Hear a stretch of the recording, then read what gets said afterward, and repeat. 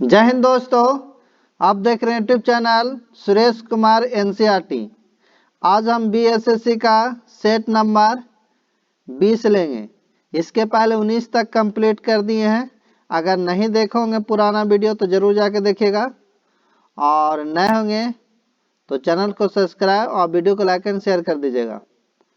अगर क्लास का पीडीएफ चाहिए तो टेलीग्राम का लिंक हम डिस्क्रिप्शन में देंगे, वहाँ से ज्वाइन हो जाइएगा, वहाँ आपका पीडीएफ मिल जाएगा। तो चलते हैं सेट 20 की ओर। और आप भी कॉपी और कलम लेके बैठा कीजिए और आप भी लगाते चला कीजिए। ये वॉल्यूम 1 है जिसमें आपका 25 सेट है, आज 20वां सीट होगा, तो जरूर लगाइएगा। कॉपी और कलम लेके बैठेगा। आप लोग नए होंगे तो वीडियो को जरूर लाइक एंड शेयर कर दीजिएगा और चैनल को सब्सक्राइब कर दीजिएगा। तो चलते हैं, आज का पहला क्वेश्चन पढ़ते हैं कि भारत सरकार द्वारा राज्य पुनर्गठन अधिनियम कब पारित किया गया था। तो ये जो पारित किया गया था, याद रखिएगा कि दिसंबर 1953 में फजल अली के नेतृत्व में राज्य पुनर्गठन आयोग का गठन किया गया था। लेकिन इस आयोग ने 30 दिसंबर 1955 को अपनी रिपोर्ट सौंपी और इस रिपोर्ट के आधार पर राज्य पुनर्गठन अधिनियम को 1956 ईस्वी में पारित किया गया। इसके तहत आपका 14 गो राज्य और तथा 6 केंद्र शासित प्रदेश बनाए गए थे। तो राइट आंसर जो हो जाएगा आपका 1956 में, राइट आंसर जो होगा आपका ए हो जाएगा। आपका राइट आंसर क्या हो जाएगा? आपका ए हो जाएगा। नेक्स्ट क्वेश्चन अगला पढ़ते हैं। क्वेश्चन नंबर आपका दूसरा, किंग जॉर्ज पंचम और क्वीन मैरी के स्वागतम के लिए 1924 ईस्वी में किस स्मारक का निर्माण किया गया था। तो किंग जॉर्ज पंचम और क्वीन मैरी के स्वागत के लिए 1924 ईस्वी में गेटवे ऑफ इंडिया का निर्माण किया गया। और गेटवे ऑफ इंडिया भारत का प्रवेश द्वार जिसे कहते हैं, मुंबई शहर के दक्षिण के समुद्र तट पर स्थित एक स्मारक है। इस स्मारक की ऊंचाई 26 मीटर यानी आपका 85 फीट है और इसे बनाने में उस समय 21 लाख रुपया खर्च हुआ था। तो राइट आंसर जो होगा आपका दूसरा का आपका बी हो जाएगा, गेटवे ऑफ इंडिया। नेक्स्ट है कि शेख मोहद्दीन चिश्ती यानी मोहद्दीन चिश्ती दरगाह निम्नलिखित में से किस शहर में स्थित है। तो ये जो आपका स्थित है अजमेर में स्थित है। ऑप्शन नंबर जो होगा आपका डी होगा। राइट आंसर तीसरा क्या हो जाएगा? डी। शेख मोहद्दीन चिश्ती की दरगाह राजस्थान के अजमेर शहर में है। यह माना जाता है कि मोहद्दीन चिश्ती का जन्म 1 फरवरी 1143 को पर्सिया के सिस्तान क्षेत्र में हुआ था और इनकी मृत्यु 15 मार्च 1226 ईस्वी में अजमेर हुआ था। इनके कब्रगाह को ही अजमेर शरीफ दरगाह के नाम से जाना जाता है। इन्हें हजरत ख्वाजा गरीब नवाज के नाम से भी जाना जाता है। तो राइट आंसर जो होगा तीसरा का आपका डी हो जाएगा। नेक्स्ट क्वेश्चन अगला पढ़ते हैं। क्वेश्चन नंबर आपका 4 कि भारत में हर साल शहीद दिवस कब मनाया जाता है। तो भारत में हर साल शहीद दिवस आपका 30 जनवरी को मनाया जाता है। राइट आंसर जो होगा आपका सी हो जाएगा। राइट आंसर क्या हो जाएगा? सी। याद रखिएगा, राष्ट्रपति महात्मा गांधी की पुण्यतिथि के रूप में 30 जनवरी को हर साल शहीद दिवस के रूप में मनाया जाता है। और महात्मा गांधी की हत्या 30 जनवरी 1948 को शाम की प्रार्थना के दौरान बिड़ला हाउस दिल्ली में नाथूराम गोडसे द्वारा की गई थी। उस समय वह 78 वर्ष के थे। नेक्स्ट क्वेश्चन अगला पढ़ते हैं कि भारतीय संविधान में मौलिक अधिकारों की विशेषता आंशिक रूप से अधिकार अधिनियम से इसकी प्रेरणा प्राप्त करती है जो के संविधान में निहित है। तो ये जो आपका संविधान में निहित है संयुक्त राज्य अमेरिका, जो आपका संयुक्त राज्य अमेरिका के संविधान में निहित है। ऑप्शन नंबर जो होगा राइट आंसर बी हो जाएगा। 5 के क्या हो जाएगा? बी हो जाएगा। यानी भारतीय संविधान में मौलिक अधिकार की विशेषता संयुक्त राज्य अमेरिका के संविधान से लिया गया था। भारतीय संविधान 6 प्रकार के मौलिक अधिकार की व्याख्या करती है और मूल संविधान में 7 मौलिक अधिकार थे, लेकिन 44वां संविधान संशोधन के द्वारा संपत्ति के अधिकार को मौलिक अधिकार से सूची से हटाकर इसे संविधान के अनुच्छेद 300 के का के अंतर्गत कानूनी अधिकार के रूप में रख दिया गया। तो अब जो मौलिक अधिकार की संख्या जो है आपका 6 गो है वर्तमान में। नेक्स्ट क्वेश्चन अगला पढ़ते हैं, क्वेश्चन नंबर आपका छठा कि सियांग, तिरप और कामेंग इनमें से किस राज्य में पाए जाने वाली नदियां हैं? सियांग, तिरप जो है, कामेंग अरुणाचल प्रदेश से पाए जाने वाली नदियां है। ऑप्शन नंबर जो होगा आपका अरुणाचल प्रदेश, सी हो जाएगा। राइट आंसर क्या हो जाएगा आपका? सी हो जाएगा, याद रखिएगा, सी हो जाएगा। नेक्स्ट क्वेश्चन अगला पढ़ते हैं कि निम्नलिखित में कौन सा उत्तराखंड का पहला गुरुत्व बांध है? तो ये आपका सांग बांध, ऑप्शन नंबर जो होगा आपका बी होगा, नहीं ए हो जाएगा। राइट आंसर संतवा है आपका ए हो जाएगा। सांग बांध जो है उत्तराखंड का पहला गुरुत्व बांध है। इस बांध की ऊंचाई जो है करीब 148 मीटर है और इसे 6 मेगावाट तक की बिजली उत्पादन का लक्ष्य रखा गया है। नेक्स्ट क्वेश्चन अगला पढ़ते हैं कि अली रेस लिंगंग फेस्टिवल राज्य में मनाए जाने वाला एक त्यौहार है। तो यह असम राज्य में मनाया जाने वाला आपका त्यौहार है। ऑप्शन नंबर जो होगा आपका सी हो जाएगा। क्या हो जाएगा? सी। अली जो है लिंगांग आपका जो है कृषि से जुड़ा एक बसंत त्यौहार है और विशेष रूप से आहू धान की खेती का शुरुआत के साथ असम भारत की एक स्वदेशी जनजाति मिसिंग द्वारा मनाया जाता और त्यौहार बीज बोने की शुरुआत का प्रतीक है। नेक्स्ट क्वेश्चन अगला पढ़ते हैं, क्वेश्चन नंबर आपका नाइन्थ में कहता है कि भारत के किन राज्यों में नल्ला मल्ला वन श्रृंखला स्थित है? तो नल्ला मल्ला जो है आपका आंध्र प्रदेश तेलंगाना में। ऑप्शन नंबर जो होगा आपका ए हो जाएगा। राइट आंसर क्या हो जाएगा आपका? ए हो जाएगा। नल्ला मल्ला वन श्रृंखला पूर्वी आंध्र प्रदेश राज्य दक्षिण भारत के पूर्वी घाट के समानांतर पहाड़ियों और घाटियों की एक श्रृंखला है और यह श्रृंखला नदी के दक्षिण में स्थित पहाड़ियों उत्तर से दक्षिण की ओर चलता है जो बंगाल की खाड़ी के कारोमंडल तक के समानांतर है। इसकी कुल लंबाई जो है 265 मील है। नेक्स्ट क्वेश्चन अगला पढ़ते हैं, क्वेश्चन नंबर आपका 10वां में कहता है कि भारत में संघीय वित्तीय आयोग संबंध रखता है। तो इसका जो राइट आंसर रखता है आपका राज्यों एवं केंद्र के बीच से ऑप्शन नंबर जो होगा 10 के आपका बी हो जाएगा।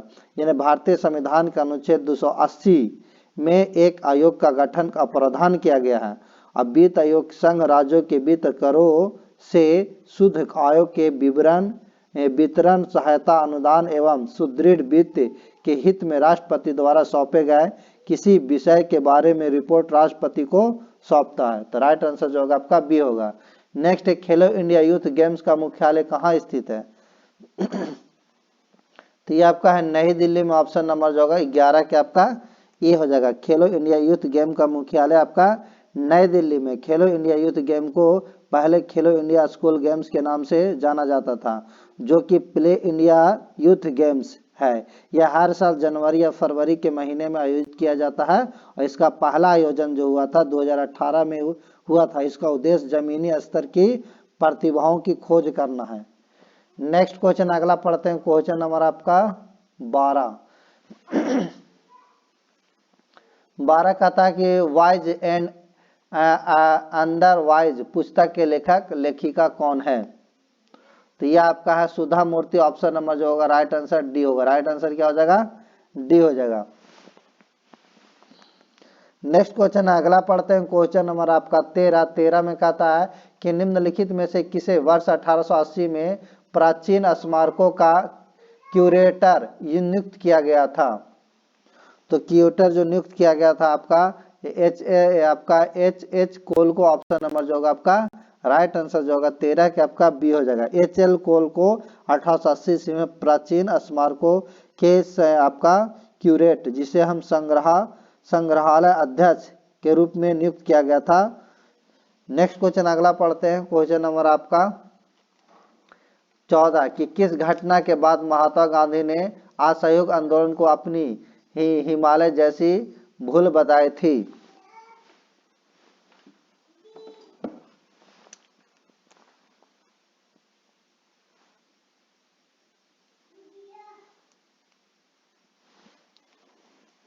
तो ये आपका जो राइट आंसर जो होगा आपका 14 के आपका ए हो जाएगा चौरी चौरा। ऑप्शन नंबर जो होगा आपका ए हो जाएगा। राइट आंसर क्या हो जाएगा? ए हो जाएगा।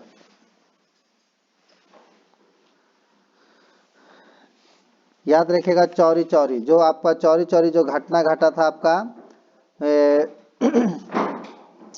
असहयोग आंदोलन, याद रखिए कि महात्मा गांधी ने चौरी चौरी घटना के कारण असहयोग आंदोलन 1921-22 वापस ले लिया था और चौरी चौरी घटना में प्रदर्शनकारियों ने एक पुलिस थाने में आग लगा दी थी जिसमें 22 सिपाहियों की मौत हो गई थी। इस संदर्भ में गांधी जी का कहना था कि बिना किसी संगठनात्मक और सैद्धांतिक नियंत्रण के व्यापक स्तर पर हम आंदोलन का आयोजन करना एक हिमालय जैसी भूल थी। तो राइट आंसर जो होगा आपका ये हो जाएगा।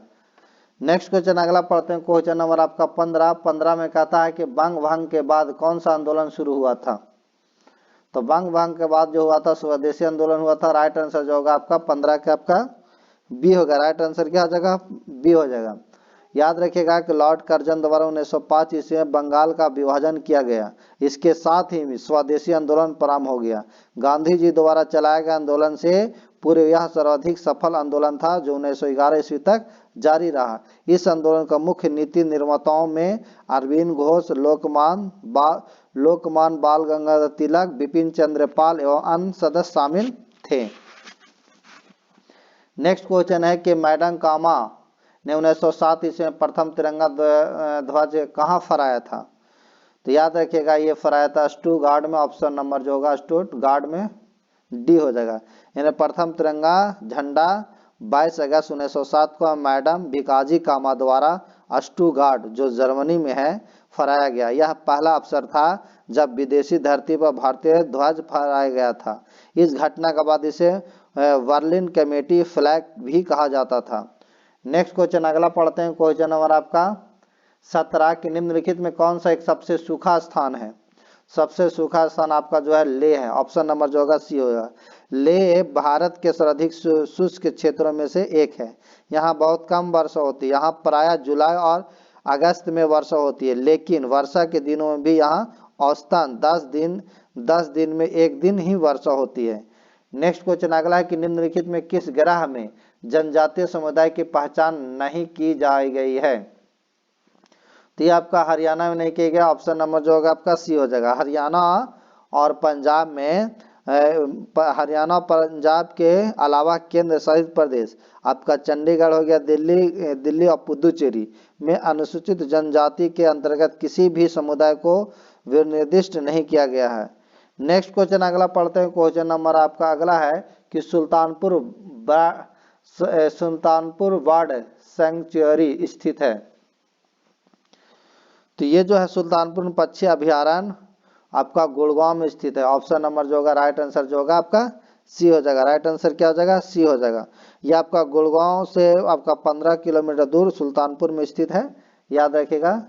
यह 1972 ईस्वी में से पक्षी अभयारण्य घोषित किया गया था और 1989 ईस्वी में राष्ट्रीय उद्यान के रूप में इसकी स्थापना की गई। यह अभयारण्य पक्षी प्रेमियों के लिए एक आदर्श संस्थान है। नेक्स्ट क्वेश्चन अगला पढ़ते हैं, क्वेश्चन नंबर आपका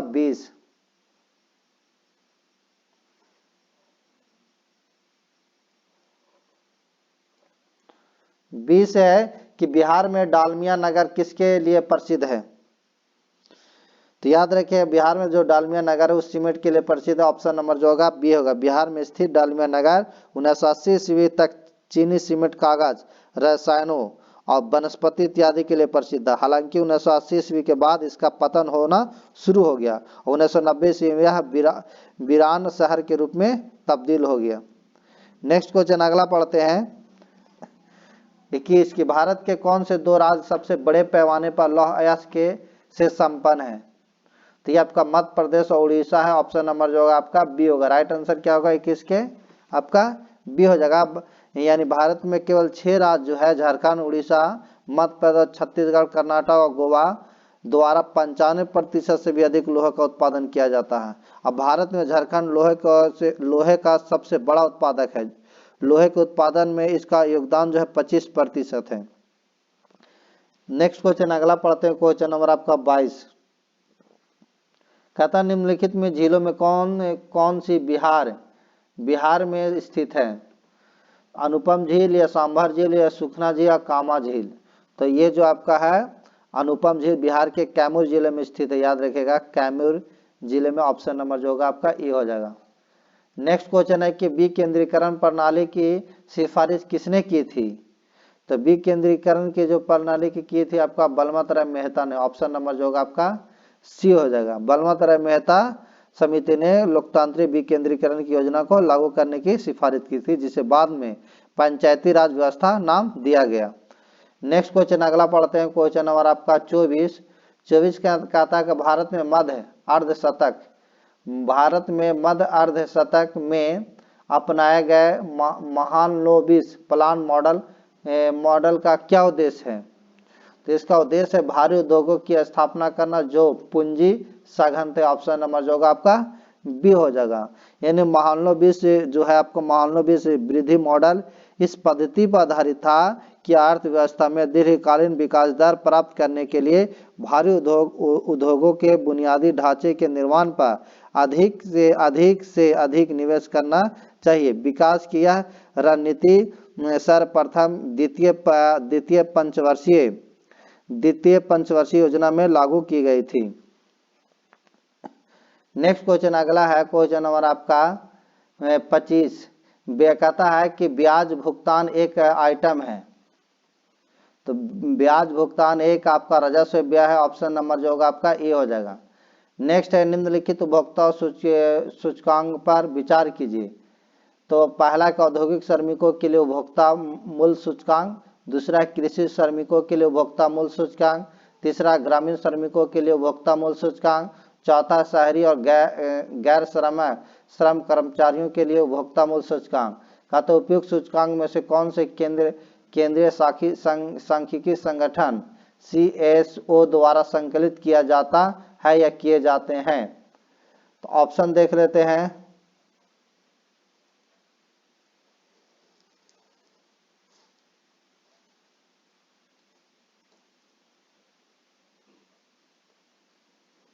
तो ऑप्शन नंबर जो होगा आपका 26 के जो राइट आंसर जो होगा आपका केंद्रीय सांख्यिकी संगठन राष्ट्रीय आय की गणना करने वाले उद्योगों का वार्षिक सर्वेक्षण करने, आर्थिक गणना और उसका सर्वेक्षण करने, आर्थिक उत्पादन सूचकांक का संकलन करने, शहरी शिक्षित कर्मचारियों के लिए उपभोक्ता मूल्य सूचकांक का निर्धारण करने, मानव विकास और लिंग पर आधारित आंकड़ों जारी करने के लिए उत्तरदायी है।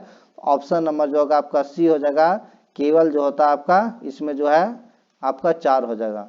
नेक्स्ट है कि स्वदेशी मुद्रा जिसमें त्वरित प्रवास की प्रवृत्ति होती है कहलाती है। तो ये आपको कहलाती गर्म मुद्रा। ऑप्शन नंबर जो होगा आपका ए हो जाएगा। यानी गर्म मुद्रा एक क्षेत्र या निवेश से संबंधित दूसरे क्षेत्र में बहुत तेजी से बढ़ती है। नेक्स्ट क्वेश्चन है कि निम्नलिखित में कौन सा एक राष्ट्रीय खाद्य सुरक्षा मिशन में शामिल नहीं है? तो ये आपका शामिल नहीं है। तिलहन, गेहूं, चावल, दाल, तो तिलहन शामिल नहीं है। ऑप्शन नंबर जो होगा आपका ए हो जाएगा। नेक्स्ट क्वेश्चन अगला पढ़ते हैं। क्वेश्चन नंबर आपका 29 कि भारत में बजट घाटे को पूरा करने की तदर्थ ट्रेजरी बिल प्रणाली को समाप्त कर दिया गया। तो ये आपको समाप्त कर दिया गया 1 अप्रैल 1992 को। ऑप्शन नंबर जो होगा आपका डी ए हो जाएगा। 29 का आपका ए हो जाएगा, याद रखिएगा। नेक्स्ट क्वेश्चन है कि RN मल्होत्रा कमेटी संबंधित है। RN मल्होत्रा कमेटी संबंधित आपका बीमा क्षेत्र से। ऑप्शन नंबर जो होगा आपका 30 के सी हो जाएगा, याद रखिएगा। भारत सरकार ने 1993 ईस्वी में बीमा क्षेत्र में सुधारों के लिए अपने सुझाव के और सिफारिशों प्रस्तुत करने के लिए RBI के पूर्व गवर्नर RN मल्होत्रा की अध्यक्षता में एक समिति की स्थापना की थी। नेक्स्ट क्वेश्चन अगला पढ़ते हैं। क्वेश्चन नंबर आपका 31 कि भारत में सेवा कर किस वर्ष प्रारंभ किया गया था? तो भारत में सेवा कर 1994-95 आपका आरंभ किया गया था। ऑप्शन नंबर जो होगा 31 का आपका ए हो जाएगा, याद रखिएगा। नेक्स्ट है कि रुपये की परिवर्तनीयता का तात्पर्य है। ये आपका है रुपये तथा अन्य प्रमुख मुद्राओं का आपस में आजादी से परिवर्तन की अनुमति देना। ऑप्शन नंबर जो होगा आपका 32 के बी हो जाएगा। नेक्स्ट क्वेश्चन अगला पढ़ते हैं। क्वेश्चन नंबर आपका 33 कहता पंचायती राज राज का प्रधान लक्ष्य क्या है? तो पंचायती राज प्रधान का जो लक्ष्य है आपका ये आपका 33 के बाद होगा आपका ये 32 के बाद 33, सीरियल थोड़ा गलती से हो गया होगा, ये आपका 33 है क्वेश्चन नंबर। तो ये कह रहा है क्या कि पंचायती राज का प्रधान लक्ष्य क्या है। तो पंचायती राज के जो प्रधान लक्ष्य है ग्रामवासियों के बीच प्रतिद्वंदता को बढ़ाना, चुनाव में लड़ने के लिए ग्रामवासियों को प्रशिक्षण देना, ग्रामवासियों की शक्ति का विकेंद्रीकरण, इनमें से कोई नहीं। तो इनमें से कोई नहीं होगा, ऑप्शन नंबर जो होगा आपका डी हो जाएगा। याद रखिएगा क्या हो जाएगा, डी हो जाएगा। नेक्स्ट क्वेश्चन अगला पढ़ते हैं, क्वेश्चन नंबर 34 के भारतीय राष्ट्रीय कांग्रेस के प्रथम अधिवेशन में कितने प्रतिनिधियों ने भाग लिया था। तो यह आपका 72 प्रतिनिधियों ने भाग लिया था, याद रखिएगा। भारतीय राष्ट्रीय कांग्रेस का प्रथम अधिवेशन 28 दिसंबर 1885 को दोपहर 12 बजे बम्बई स्थित गोकुल दास तेजपाल संस्कृत कॉलेज के भवन में आयोजित हुआ था, जिसमें कुल 72 सदस्यों ने हिस्सा लिया था। वैसे भारत के राष्ट्रीय कांग्रेस का यह प्रथम अधिवेशन पुणे में आयोजित होना था, लेकिन वहां प्लेग फैल जाने के कारण पुणे से इसे बम्बई स्थानांतरित कर दिया गया था। नेक्स्ट क्वेश्चन अगला पढ़ते हैं, इनसे असहयोग आंदोलन शुरू किया गया था वर्ष। असहयोग आंदोलन कब शुरू किया गया था।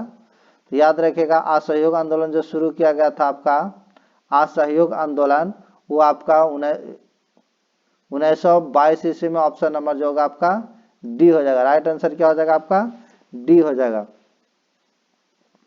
नेक्स्ट क्वेश्चन अगला पढ़ते हैं, क्वेश्चन नंबर आपका 36 में कहता है कि मॉन्टेग्यू चेम्सफोर्ड की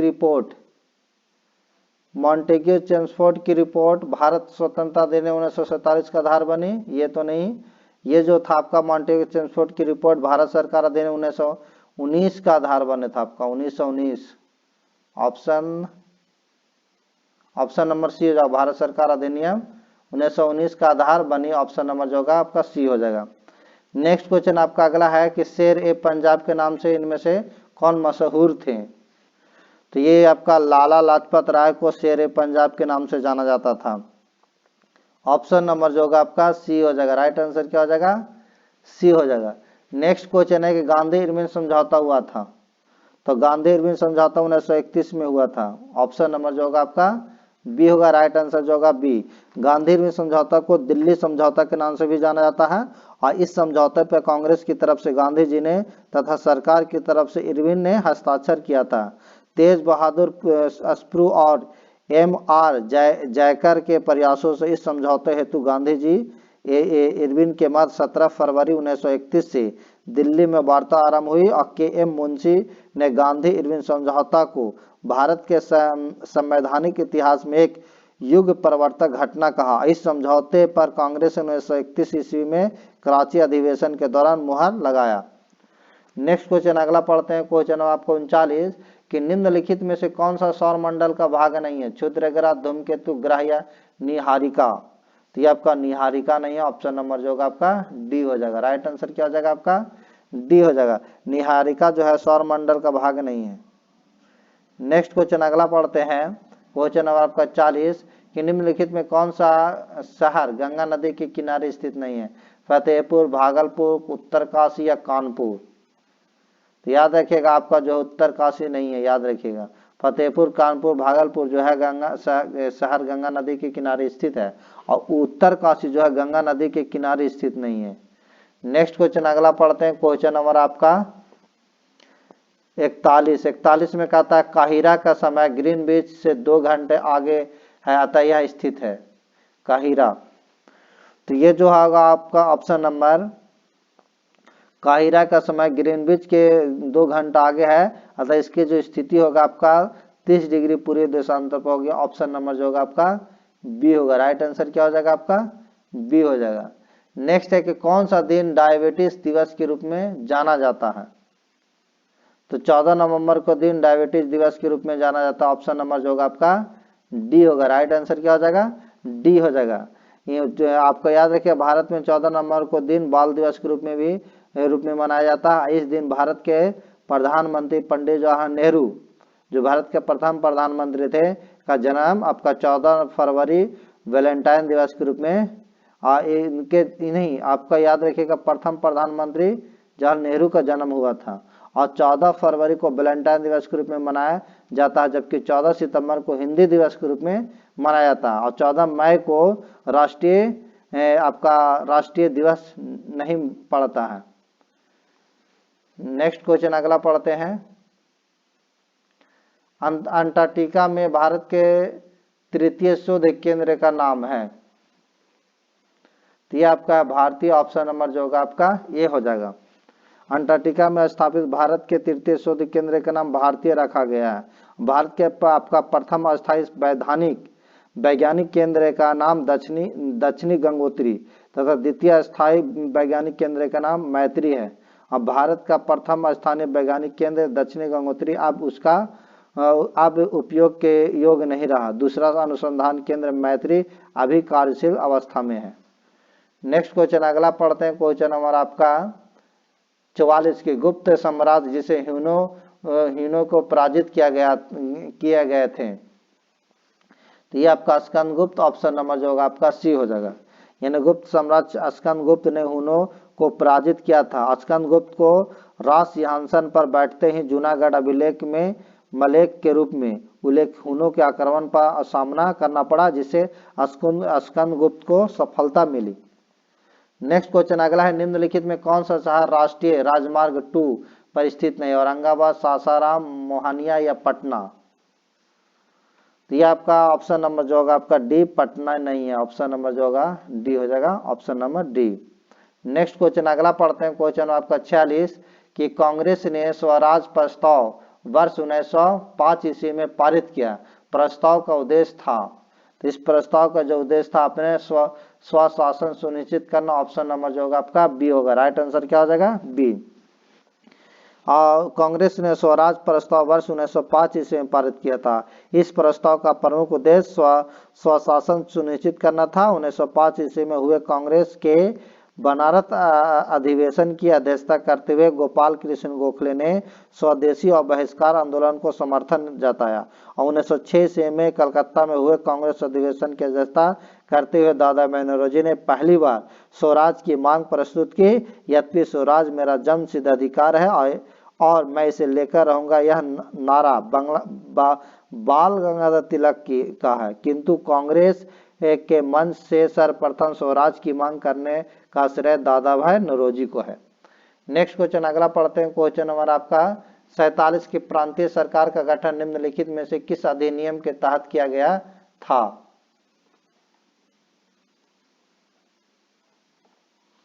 तो ये जो आपका किया गया था किस अधिनियम के तहत? तो ऑप्शन नंबर जो होगा आपका 47 के जो आंसर हो जाएगा आपका 1935 का अधिनियम। ऑप्शन नंबर जो होगा आपका ए हो जाएगा। राइट आंसर क्या हो जाएगा आपका? ए हो जाएगा। प्रांतीय सरकार का गठन भारत सरकार अधिनियम 1935 के तहत किया गया था। इस अधिनियम का कुल 321 धाराएं एवं 10 सूचियों का समावेश था। अधिवेशन के जो था मुख्य विशेषता इस प्रकार थी।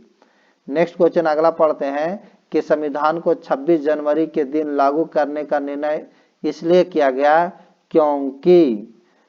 इसलिए किया गया था क्योंकि कांग्रेस की इस तिथि को 1930 में स्वतंत्रता दिवस के रूप में मनाया था, इसीलिए लागू हुआ था। याद रखेगा, यानी भारतीय संविधान के 26 जनवरी को दिन लागू करने का निर्णय इसलिए किया गया कि कांग्रेस ने इसी तिथि को 1930 ईस्वी में स्वतंत्रता दिवस के रूप में मनाया था और 26 जनवरी 1930 को भारतीय राष्ट्रीय कांग्रेस ने पूर्ण स्वतंत्रता की मांग की थी और प्रत्येक 26 जनवरी को स्वतंत्रता के रूप में पूर्व तक स्वतंत्रता दिवस के मनाया जाता है। नेक्स्ट क्वेश्चन अगला पढ़ते हैं। क्वेश्चन नंबर आपका 49 की लोक लेखा समिति अपनी रिपोर्ट प्रस्तुत करती है, तो ये आपका जो प्रस्तुत करती है ऑप्शन नंबर जो होगा आपका 49 के आपका बी, लोकसभा स्पीकर को ऑप्शन नंबर जो होगा आपका बी हो जाएगा। राइट आंसर क्या हो जाएगा आपका? बी हो जाएगा।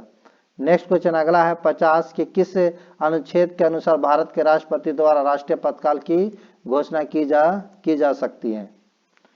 तो यह आपका की जा सकती है अनुच्छेद भारतीय संविधान का अनुच्छेद 352 के अनुसार भारत के राष्ट्रपति द्वारा आपातकाल की घोषणा की जा सकती है और अनुच्छेद 356 के तहत राज्यों के में राष्ट्रपति शासन की घोषणा होता है और अनुच्छेद 360 के तहत राष्ट्रपति द्वारा देश में वित्तीय आपात की घोषणा की जाती है। तो राइट आंसर जो होगा 50 के आपका राइट आंसर ए हो जाएगा। नेक्स्ट क्वेश्चन अगला पढ़ते हैं। कहता निम्नलिखित में कौन सा ट्रेस खनिज मानव शरीर में पाया जाता है? तो ये आपका सेलेनियम पाया जाता है। ऑप्शन नंबर जो होगा आपका सी हो जाएगा। सेलेनियम एक रासायनिक तत्व है जो जीवों द्वारा जीवन के लिए आवश्यक कार्यों को करने के लिए आवश्यक पोषक तत्व के रूप में आवश्यक है। नेक्स्ट क्वेश्चन अगला पढ़ते हैं कि मानव शरीर के किस अंग में वृद्धि के चरण एनाजेन, कैटाजेन और टेनोजेन में विभाजित होती है? तो ये होता है आपका बाल। ऑप्शन नंबर जो होगा सी हो जाएगा। राइट आंसर क्या हो जाएगा? सी। इन्हें मानव शरीर के बालों के रोम में 3 विशिष्ट चरण होते हैं, एनाजेन, कैटाजेन और टेनाजेन। नेक्स्ट क्वेश्चन अगला पढ़ते हैं। क्वेश्चन नंबर आपका 53 क्या आता है कि पौधे में नमक युक्त मिट्टी में उगते हैं। पौधे जो नमक युक्त मिट्टी में उगते हैं को क्या कहते हैं?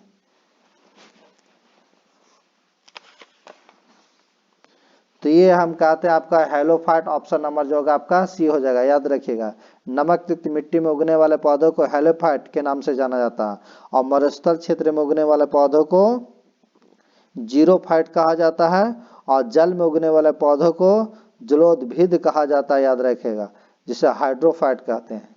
नेक्स्ट क्वेश्चन है कि पर्यावरण किससे बनता है? तो पर्यावरण जीवीय घटकों से, भूआकृतीय घटकों से या अजैव घटकों से। तो ऑप्शन नंबर डी हो जाएगा, यानी उपयुक्त सभी से बनता है। नेक्स्ट क्वेश्चन आपका है 54 तो हो गया 55 में क्या है कि संवहनीय पौधों में पानी ऊपर किससे जाता है? तो पानी जो जाता है आपका, याद रखिएगा, जाइलम टिश्यू से। ऑप्शन नंबर जो होगा आपका डी हो जाएगा। संवहनीय पौधे में पानी जाइलम उत्तक की सहायता से ऊपर चढ़ता है। नेक्स्ट क्वेश्चन अगला पढ़ते हैं। क्वेश्चन नंबर आपका 56 कि प्रकाश संश्लेषण होता है। तो प्रकाश संश्लेषण आपका क्लोरोप्लास्ट में होता है। ऑप्शन नंबर जो होगा आपका 56 के सी हो जाएगा। और प्रकाश संश्लेषण की क्रिया पौधे के हरे भाग में पाए जाने वाला क्लोरोप्लास्ट में संपन्न होती है। नेक्स्ट क्वेश्चन अगला पढ़ते हैं। क्वेश्चन आपका 57 के मायोपी नेत्र किस लेंस का प्रयोग से ठीक किया जा सकता है? मायोपिक। तो ये आपका राइट आंसर जो होगा आपका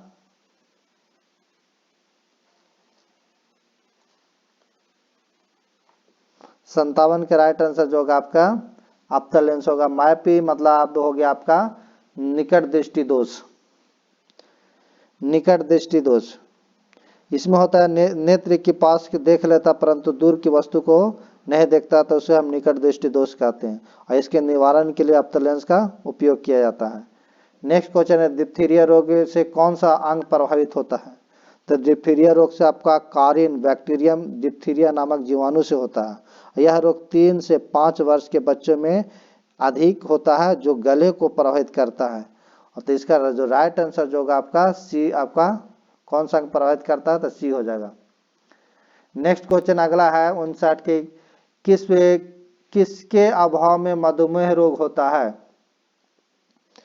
तो मधुमेह रोग किसके अभाव में होता है? तो इंसुलिन के अभाव में होता है। ऑप्शन नंबर जो होगा आपका बी हो जाएगा। यह आपका मधुमेह जो है रोग पैंक्रियाज की खराबी से होती है। इसमें इंसुलिन हार्मोन नहीं मिल पाता जिससे भोजन की शर्करा का पूरा उपयोग नहीं हो पाता है। नेक्स्ट है कि जल की अस्थायी कठोरता किसके कारण होती है? तो याद रखिएगा ये आपका कैल्शियम बाइकार्बोनेट के कारण होती है। ऑप्शन नंबर जो होगा आपका ए हो जाएगा। कठोर जल में कैल्शियम या मैग्नीशियम के बाइकार्बोनेट एवं कार्बोनेट उपस्थित रहते हैं। यह साबुन के साथ फेन उत्पन्न नहीं करता है। इसकी कठोरता दूर करने के लिए सोडियम कार्बोनेट के साथ मिलाया जाता है। नेक्स्ट क्वेश्चन अगला है क्वेश्चन नंबर आपका 61 कि निम्नलिखित 4 विकल्पों में से उसको पहचाने जो परिचालन तंत्र नहीं है।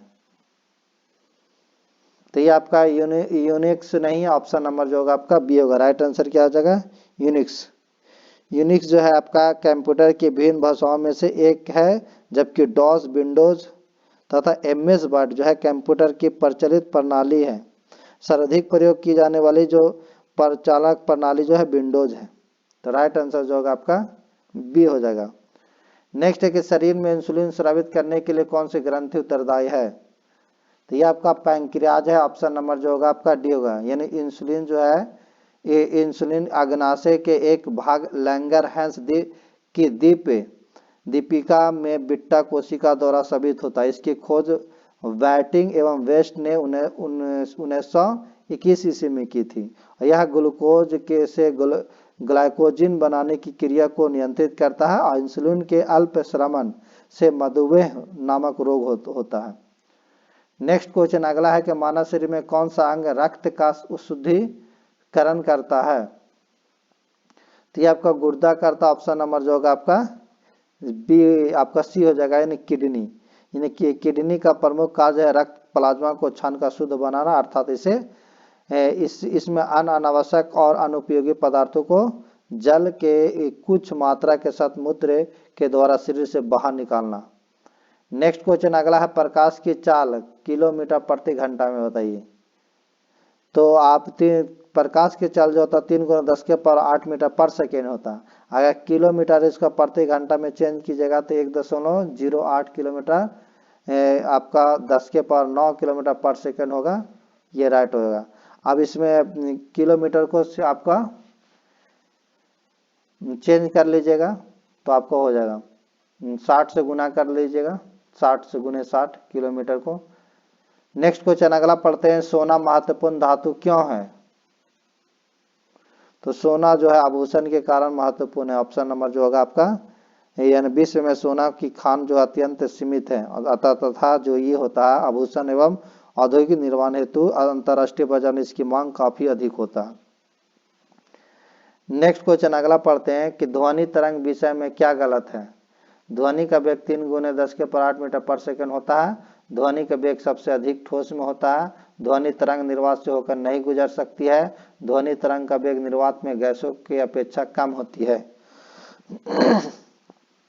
तो गलत कह रहा है, तो ये आपका गलत जो होगा आपका ध्वनि का वेग 3 × 10⁸ मीटर पर सेकेंड होता है, यही गलत है।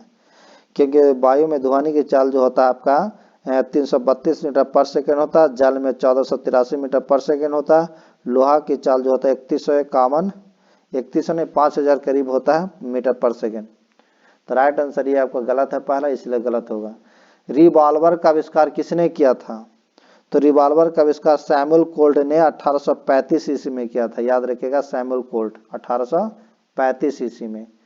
नेक्स्ट क्वेश्चन अगला पढ़ते हैं, क्वेश्चन नंबर आपका 68 कहता बीसीजी का टीका निम्नलिखित रोग में से प्रतिरक्षण के लिए लगाया जाता है।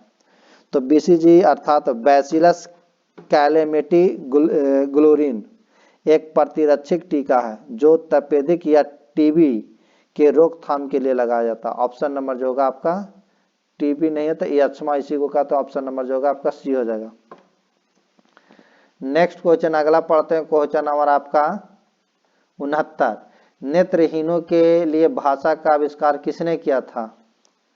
तो ये आपका नेत्रहीन व्यक्ति के लिए ब्रेन लिपि खोज हुआ था और जो लुई ब्रेन ने किया था, ऑप्शन नंबर जो होगा आपका ए हो जाएगा। राइट आंसर क्या हो जाएगा आपका ए। ये खुद जो थे आपका नेत्रहीन थे, बचपन में इनकी आंख जो था खेलने के क्रम में इनकी आंख चोट लगने से इनका आंख जो हो गया था अंधापन आ गया था, जिसके वजह से और इनका रुचि बहुत था पढ़ाई में, इसलिए इन्हें एक ब्रेल लिपि की खोज कर दिए थे नेत्रहीन के लिए। तो राइट आंसर जो होगा आपका ए हो जाएगा। नेक्स्ट क्वेश्चन है कि कवक होते हैं, तो कवक क्या होते हैं? तो कवक परजीवी और मृतजीवी दोनों होते हैं, ऑप्शन नंबर जो होगा राइट आंसर डी होगा। नेक्स्ट क्वेश्चन अगला पढ़ते हैं, क्वेश्चन नंबर आपका 71 कहता है 71 में कि निम्नलिखित में किस वर्ष में 366 दिन थे? तो लीप ईयर में होता है 366 दिन, याद रखिएगा लीप वर्ष में लीप ईयर्स जो आपका लीप ईयर में था यानी 2000 में हो जाएगा, ऑप्शन नंबर जो होगा आपका बी हो जाएगा, याद रखिएगा। नेक्स्ट क्वेश्चन है कि पानी की बूंदों के गोल होने का कारण क्या है? तो पानी के बूंदों का गोल होने के कारण पिस्टन है, ऑप्शन नंबर जो होगा राइट आंसर बी हो जाएगा। नेक्स्ट है हार्डवेयर क्या है? हार्डवेयर कंप्यूटर और उससे संलग्न सभी यंत्रों और उपकरणों को हार्डवेयर कहा जाता है। तो ऑप्शन नंबर जो होगा आपका बी, कंप्यूटर का भौतिक अंग। नेक्स्ट है आपका 74 कि 3 रंग प्राथमिक रंग कौन कौन है? तो आपका लाल हरा नीला का प्राथमिक रंग कहा जाता है, लाल हरा नीला, लाल हरा नीला या नीला हरा लाल, वही ऑप्शन नंबर जो होगा बी हो जाएगा, राइट आंसर बी हो जाएगा। नेक्स्ट क्वेश्चन आपका 75 डॉस एक विस्तृत रूप क्या है? डॉस का विस्तृत रूप, तो डॉस का विस्तृत रूप है disk operating system, option number जो होगा आपका डिस्क ऑपरेटिंग सिस्टम। ऑप्शन नहीं है तो इनमें से कोई नहीं हो जाएगा, ऑप्शन नंबर डी हो जाएगा। ये आपका जीके जीएस कंप्लीट हुआ। अगर अच्छा लगा होगा तो वीडियो को लाइक एंड शेयर कर दीजिएगा, नए होंगे तो चैनल को जरूर सब्सक्राइब कीजिएगा। अगर इस क्लास का पीडीएफ चाहिए तो डिस्क्रिप्शन में टेलीग्राम का लिंक दे देंगे, वहां से आप ज्वाइन हो जाएगा, वहां आपको मिल जाएगा। Thank you.